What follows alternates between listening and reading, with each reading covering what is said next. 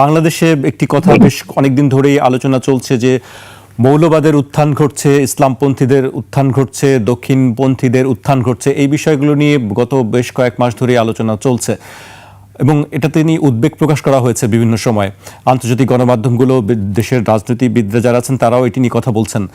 আপনি আসলে এই বিষয়টিকে কিভাবে দেখছেন? আচ্ছা, আমি বলবো এই শব্দগুলি কাদের, এই শব্দগুলি কারা প্রণয়ন করেছে? মৌলবাদ, চরমপন্থী, উগ্রপন্থী, দক্ষিণপন্থী, এই শব্দগুলি প্রণয়ন কারা করছে, আবিষ্কার কারা করেছে? আমি তাদের কাছে প্রশ্ন করতে চাই, মৌলবাদ বলতে কি বুঝেন আপনি? যদি ইসলামকে আপনি মৌলবাদ মনে করেন, তাহলে আমাদের সেই ইসলামই মৌলবাদ। আমি মুড়ির উপরে আছি, যে মুড়ির উপরে থাকে সেই তো মৌলবাদ।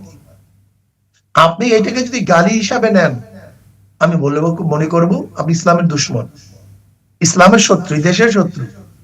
92% মুসলমানদের দেশে যদি ইসলাম যারা পালন করবে তাদেরকে মৌলবাদ বলে গালি দেন, তাহলে তারা তো এই 92% মুসলমানদের দুশ্মন।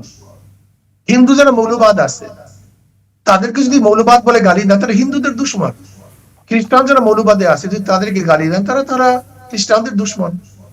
এখন আমার প্রশ্ন হলো, এই উগ্রবাদী কারা? এদেশের গণহত্যা কারা করছে? এদেশের খুন খারাপি কারা করে? এদেশের লুটপাট কারা করেছে? এদেশের অস্ত্রবাজি কারা করেছে? এদেশের টাকাগুলি লুটপাট করে বিদেশে পাচার কারা করেছে?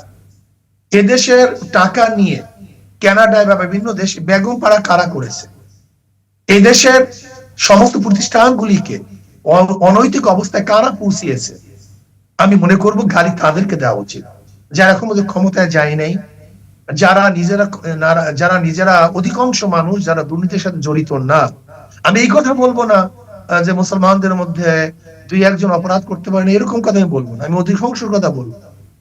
অধিকাংশ যারা ভালো, যেরকম আপনি ধরে নেন আজকে জেলে যান, যেমন 5 ওয়াক্ত নামাজ জামাতের সাথে আদায় করে, যারা আল্লাহকে ভয় করে, এরকম একজন খুনি পাওয়া খুবই মুসিবত, ধর্ষক পাওয়া খুবই মুসিবত, অস্ত্রবাজি পাওয়া খুবই মুসিবত, এরা মাদকের সাথে জড়িত, চোরাচালানের সাথে জড়িত, এটা আপনি পাবেনই না। কাজে আমি মনে করি এই মৌলবাদ শব্দ প্রয়োগ করা হয়েছে ইসলামকে ধ্বংস করার জন্য। এর ইসলামের শত্রু, দেশের শত্রু, মানবতার শত্রু। কাজে ইসলাম উত্থান হলে আপনাদের আপত্তি কেন? যারা, আমি আপনার কথা বলছি না, যারা এই কথা বলতেছে আমি তাদেরকে জিজ্ঞেস করছি। না, এটি আমার বক্তব্য নয়, এটি রাজনীতিবিদদের যারা বলেছেন আমি সেটি উল্লেখ করেছি। এখানে কমিউনিজম উত্থান হলে তাদের কোনো সমস্যা নাই। ডেমোক্রেসি, এটা কি আমাদের বানানো?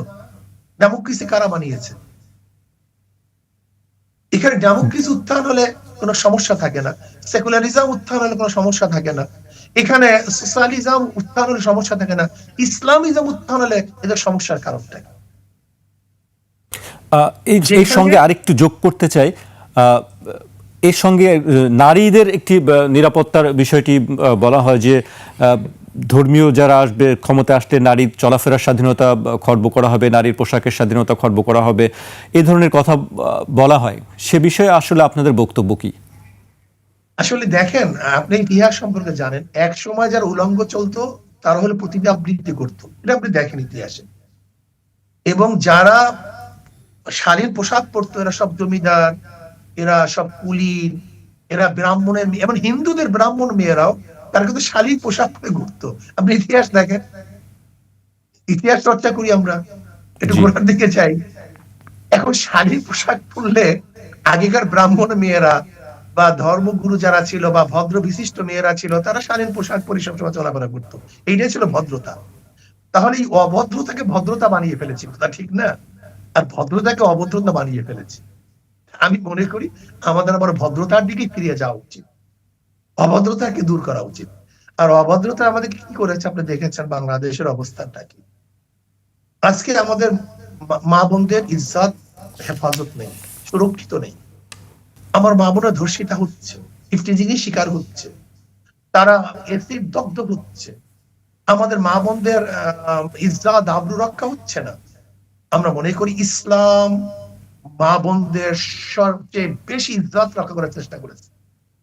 সর্বশ্রেষ্ঠ শ্রেষ্ঠত্বের মর্যাদায় আমার মা বোনকে বসিয়েছে ইসলাম। এবং ইসলাম মা বোনকে সবচেয়ে বেশি শ্রদ্ধা, সম্মান, মোহাব্বত, ভালোবাসা সবচেয়ে বেশি ইসলাম তাদেরকে দিয়েছে।